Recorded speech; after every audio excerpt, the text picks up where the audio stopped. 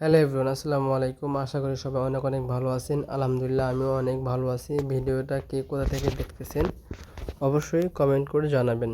আমার বাইকের ছোটোখাটো একটা সার্ভিসিং চলতেছে।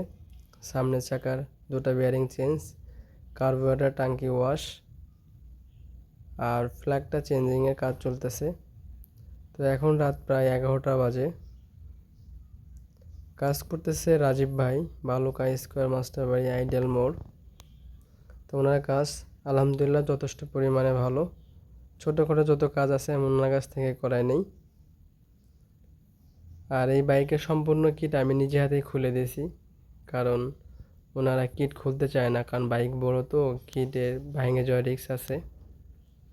তো অলরেডি বাইকের ব্যারিং চেঞ্জিংয়ের কাজ শেষ, কার্বোরেটর টাঙ্কি ওয়াশ শেষ। এখন কিটগুলা লাগিয়ে বাইক ওয়াশে যাবে। তো অলরেডি ওয়াশে চলে আসছে, ফোম মারতেছে। তো ওয়াশ শেষ করতে করতে রাত প্রায় 1টা বেজে যাবে। অলরেডি 12টা 45 বাজে।